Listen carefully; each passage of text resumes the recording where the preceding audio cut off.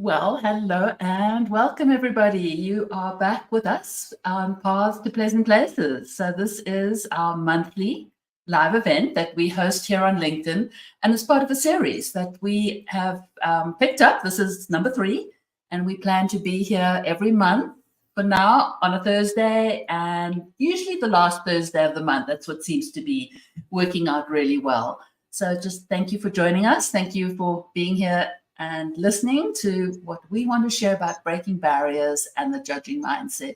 And if you're back here listening to the replay, I'm glad that you're taking the time to come and join us. So we wanted to let you know that if you are here with us now live, or at any time when you're watching the replay, you'll see 3 little dots up in the top right-hand corner, and that'll take you to the event page and where you can add comments. So if you have thoughts about what we're sharing, input, we all learn from each other. So, ask questions. Feel free to do that. And every month we'll pick a topic that we believe our clients are navigating and where we're helping them take action. And we just hope that there's going to be something that'll inspire you in each of these conversations. So this month we are talking about the judge. And there's a lot to come into play with the judge. And the 3 of us have chosen to come at it from the 3 different aspects. So the judge is the leading saboteur, and we all have the judge in us: judge of self, judge of others, and judge of circumstances. And the judge, whether it be he or she, and loud or not, definitely impacts our lives. And there are ways and tools and thoughts that we are going to share today to help you work through that. So before we move into the judge, I just wanted to take a moment and let my fellow co-hosts introduce themselves. We are coaches from different corners of the globe, which is wonderful. And we each bring our own unique style of coaching, our talents and perspectives. And although we all use the tools from Positive Intelligence, we each have our own qualifications and other tools that we bring to the table. So with that, I'd love to get Kiri to just tell us where she is and a little bit about what you do. Thank you so much, Carol. Ko kiri tōku ingoa. My name is Kitty McRae, based in Aotearoa, New Zealand. I'm a professional coach for professional women, and I love working with Indigenous women, building their impact and confidence in male-dominated industries. So important. And over to you, Francesca. Thank you, Carol. I am Francesca. I am based in Vancouver, Canada. I'm a certified business and organizational coach. I love working with small businesses, especially family-owned and women-led businesses, with leadership coaching and resilience to help them achieve personal and business skills. Okay, and I am Carol Clegg, and I am your progress and achievement business coach. And I love working with solopreneurs who just find themselves spinning because they have too many things on their plate and needing to get clarity on where to go next, what to do next. I realize that we all learn differently, so I like to make a personalized accountability structure for you to help you make that consistent progress on your projects and navigate the negative thoughts that create block path. So as I mentioned, we are dealing with the judge saboteur today, and we talk about the judge of self, and many people find that one the strongest, but they certainly interconnect. And so with self, others, and circumstances, we'll find that this loud voice of the judge can hold us back in so many places. And so that's not only work, but it's our relationships, our well-being, our performance. It just can affect us in so many different ways. And so what we 3 have chosen today is that we're going to just look at the 3, the self, others, and circumstances, and we're each going to share our experience with that, and then just look into some tips and tools that might help you navigate if this resonates, if the stories resonate with you. So Francesca, I know that you were going to share a story with us about circumstances, judge your circumstances. Yeah, thank you very much for a very nice introduction that you have given about how, we judge situations and circumstances, and truly, aren't we all judges? And shouldn't we judge all things?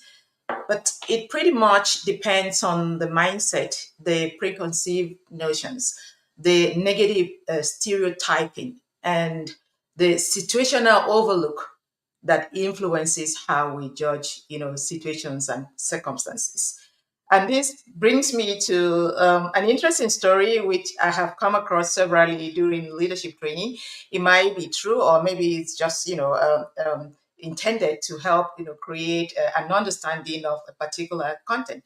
So the story is about two shoe salesmen in the 20th century era from London, England, who the company had appointed to make a trip to Africa with intention to explore the market and bring back information that would help the company make informed decision about expanding their operation into the continent of Africa. At that time, the shoe company was struggling and needed to scale and grow its business. These two salesmen, I don't know their real names, so I assume they are John and James. So John and James, went to Africa on, a first-hand market research opportunity, and within days, they were able to get around the villages of Africa. They observed all of the situations and circumstances that they found. And one thing struck both of them: no one wore shoes. Everyone was barefooted. They saw several other, events and situations, men going about their day, women selling their stuff, kids playing in the fields, everyone looking happy and settled in. And they made their conclusions independently and differently based on what they saw. John was the first to call his headquarters in London to give his feedback. And he sent a very short telegraph that says, "Situation hopeless. No one wears shoes here. I'm coming back tomorrow." That was his feedback. Now, James, who was in the same situation, the same circumstance as John, also provided feedback to the headquarters. And what was James's feedback? James said, "Glorious opportunity. No one wears shoes here. Untapped market. Send inventory immediately." So imagine two different people, the same situation, the same circumstance, different judgment. And so the question that I've asked myself repeatedly, and I would like to ask those of you who are watching or with us here, is if John's feedback was the only information that the company had to make an informed decision about their market expansion, what would happen?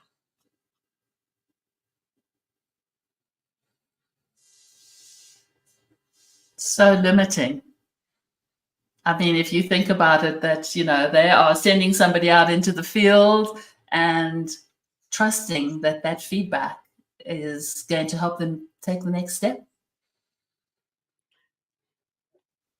Thank you so much, Francesca. And absolutely, to understand what your mindset is when things happen,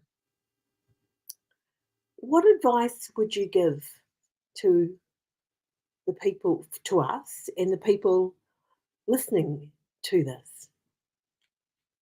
Yeah, actually, how you approach situation, how you judge a circumstance, the kind of mindset you bring into a situation determines the kind of judgment that you draw out of the situation. And I would recommend that instead of just fixating on what is bad about the situation, why not look for what could be an opportunity there?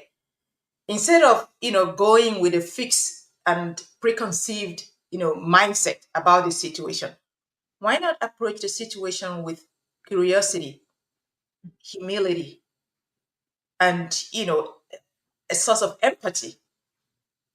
Why not see from a different lens rather than being fixated on what is wrong, what is bad, what is negative, and blowing it out of proportion. So it's all about the mindset that we bring. Mm, mm, I love that. And what I'm visualizing is that whole looking at something like really close by and actually taking a helicopter view to be able to see the whole picture. yeah. And if Absolutely. if I may, I'd like to share a story because the biggest judge that I have is the judge in self. And I have inner chatter. We all have inner chatter. My inner chatter started when my parents fought when I was a child. And I was inner chatter going, what am I doing wrong that's making them upset? And then my parents separated, and all my other friends had parents that were together.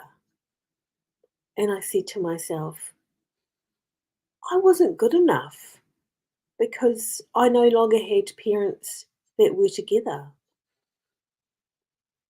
And then I realized that we were poor. Now, I thought we were poor because we didn't have the house that others had. We didn't have the car that others had. We had home baking as opposed to bought food, and I was only allowed to buy my lunch on my birthday. And so I didn't want to invite friends over because I didn't feel as if my house was like their house.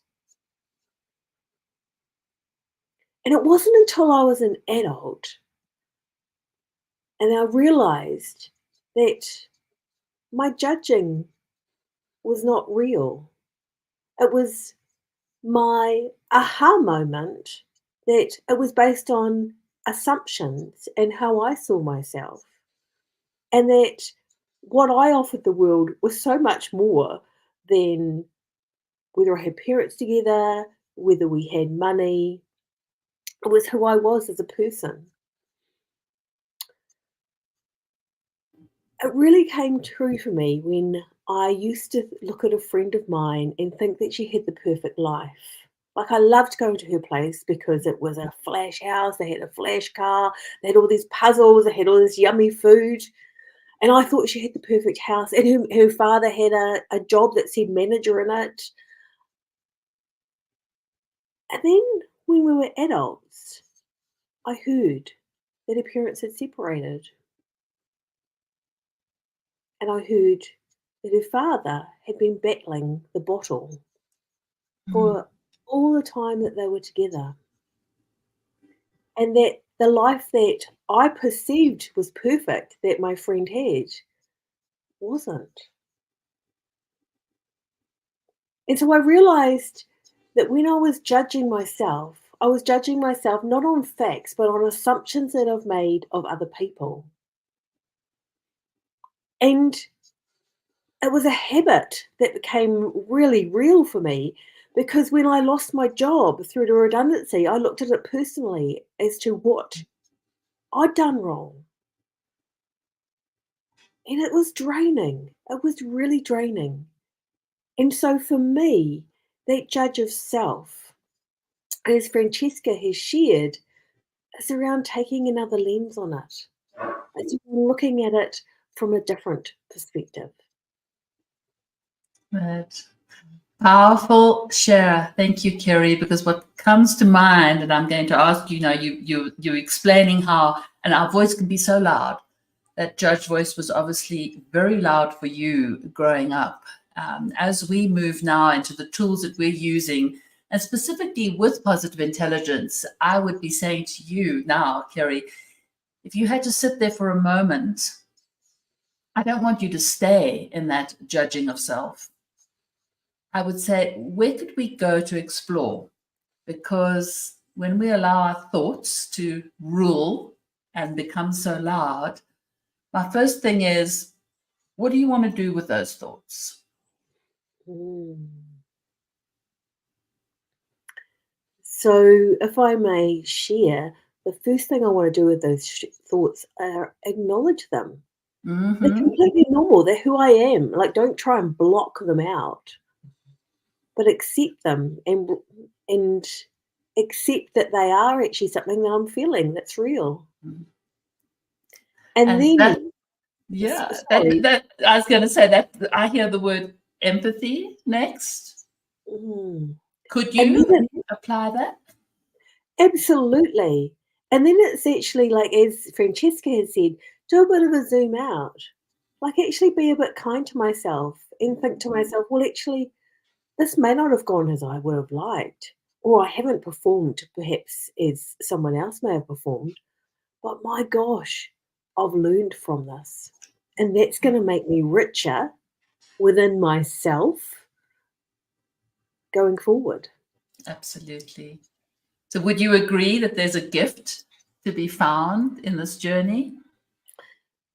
In every situation where I find I have judged myself, when I take that moment to have empathy with myself, to step out,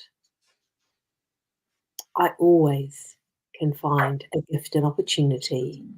And my energy that was draining me when I was worrying about what I was done wrong actually increases significantly around the opportunity and the gift that actually exists from a situation that has occurred. And for both of you, I don't know, Francesca and Kiri, I mean, at this stage now in your lives, how loud is your judge voice? What have you been able to do to quieten, Francesca? Yeah, it's very interesting to hear uh, Kiri's experience with the inner chatter, which I think, most of us go through in different ways. And for me, moving to Canada, was a test in time about how my accent fits into the business space. When I initially, stepped out to showcase my business, one limited belief system that kept hitting me, which was more like the judge's voice, was that you have an accent. Your accent doesn't fit into the space. You don't speak like the rest of the people here. They're not going to take you serious. And I actually kind of believe this limiting thought for some time because oftentimes when I get an invitation to step on the stage, I will look for excuses not to show up because I was like, my accent doesn't fit it. But then I realized that accent is my unique identity, is about who I am. And I realized too that everybody from all walks of life, different race, different experiences, we come with a variety of accents.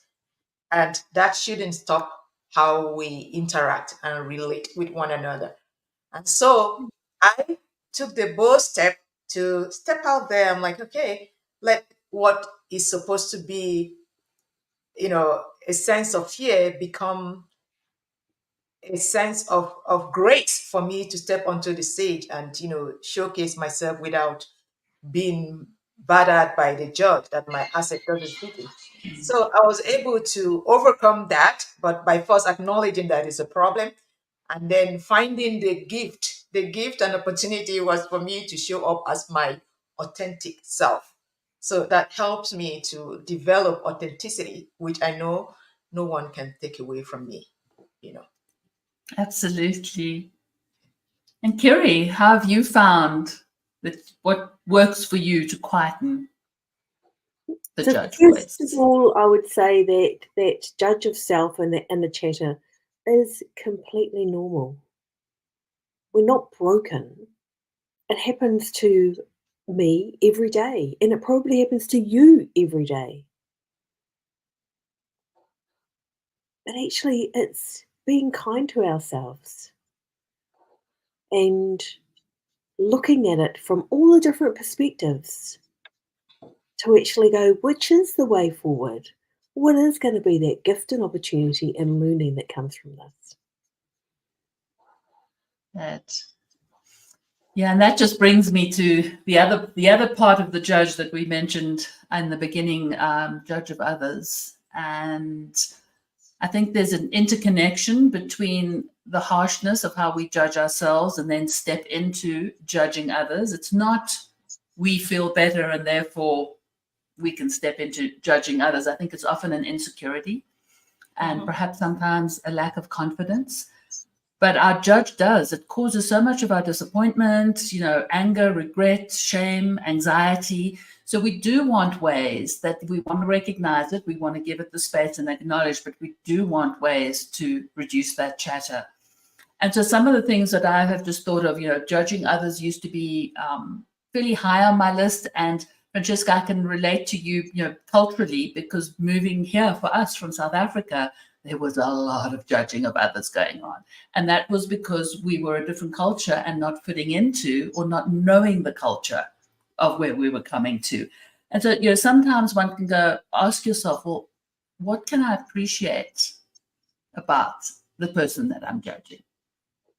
Stop for a moment. And then I think the other thing that sends us off down a rabbit hole is the thoughts that we allow to have in our head when we're looking at somebody or concerned about their reaction or their participation. I'm thinking in a work environment, you're judging others because they haven't brought something to the table that you were expecting them to bring to the table.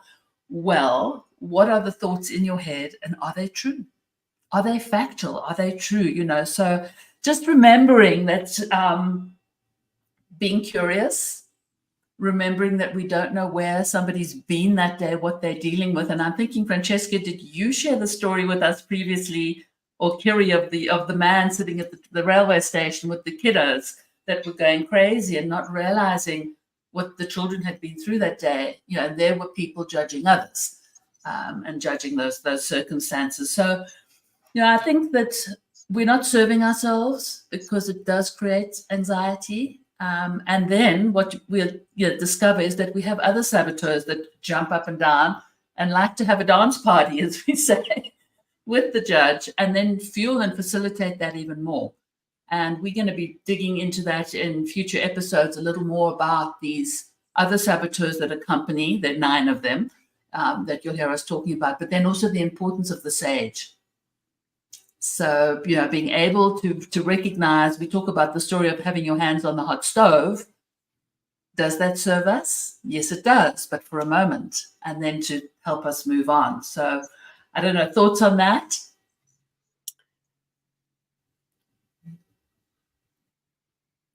I realize that when I am judging somebody else, because something hasn't happened as I thought it should, there is always a bit of a mirror that can be put up around what I could have done differently to get a different result. And sometimes it's around how I've communicated my expectations, rather than what someone hasn't done. Yeah. How does it resonate with you? Mhm. Yeah, and Carol and Kiri, when we judge others, we don't even have all the information. We just have bits and pieces of information. And so we cannot conclude anything based on the limited information that we have. If we do that, we could be utterly wrong. You saw a recent scenario play out with Kate Middleton for not showing up in public. The assumption was that, she's having a divorce with her husband. And the press and social media went frenzy over the situation. It turned out she wasn't showing up because she just got diagnosed of cancer. And so I would advise that before we draw a conclusion about people or situations or circumstances, let's be a little bit more curious. Like Shizad would say, the curiosity of the anthropologist. Like, you want to look into every detail, and be sure that you have all the information before you make conclusions. And also, let's assume positive intent about people we interact with. Since we don't have all the information, just if you have to make any assumptions, let it be positive. And let's Absolutely. not make assumptions. Right, yeah. And then I think there's absolutely the part where we need to look at training our mindset. And that's part of this mental fitness that we bring in, because if we allow our thoughts and our minds just to run rampant over us and tell us things that aren't true, we are going to remain in a situation of harshly judging others. So it's mindset, self-care, being present, and then questioning our thoughts. It's just so simple. Is that true? Do you have the facts to support that? Absolutely, Carol. What I really love about what you've heard is that it is around what we can do. And we do have the power to do that within ourselves. And what's coming to mind for me is this word of mental fitness. And we all want physical fitness. We all want to be fitter. We all want to be healthier. We all want to be able to walk further or run further or bike further or do a different pose in yoga. There's always something that we want physically. However, our mental fitness, the working on the inside, there's so much power in that being able to let go, of being able to actually find the positive in things. Yeah, and when you talk about mental fitness, it gives me a sense of courage that no matter how old we are, our brain is not too old to change. You know, the brain is really very plastic, and this concept of neuroplasticity gives the brain the ability to change, depending on how it is trained. So we all have the opportunity to create new neural pathways, by engaging in some exercises, like going for a walk in the park, reading, playing musical instrument, traveling to new places, learning something new, or other, activities that help the brain to explore new neural pathways and become more strengthened. Because at the end of the day, is how strong is your mental muscles? The strength of your mental muscle helps you to develop the self command that keeps you from wanting to jump into negative judgment or negative belief system or negative interventions. And the reward at the end of this all, the gift at the end of this all, is improvement in so many areas. So it's personal relationships, it's work relationships, it's self-care. So there's a reward at the end of doing the work and having a better sense of happiness and joy, which brings us back to ease and flow, right? That's the mantra, I think, for the three of us as coaches is we want ease and flow in your life, and we want to help you find it and get that. So with that, you've heard us talk about positive intelligence. You've heard us talk about saboteurs and the judge. And there actually is a complimentary assessment that you can do online that is provided by Positive Intelligence. So we invite you, if you're curious to find out more, reach out to one of us, to Francesca, Kiri, or myself. Just send us a DM or just message us in the comments and say, hey, I'd like to do that assessment, because all three of us would be happy to walk you through your results and let you know that there are some benefits to these saboteurs. We just tend to overuse them. So we would love to guide you through those results. So with that, I wanted to just share that, connect with Francesca. Her best place here is on LinkedIn, correct? Yep. Yep, find you here on LinkedIn. Kiri, I know she has got some one-on-one coaching with Move from Survive to Thrive, and you have a 3-month program that you have on offer. Yes, a 3-month program. So please DM me, send a message.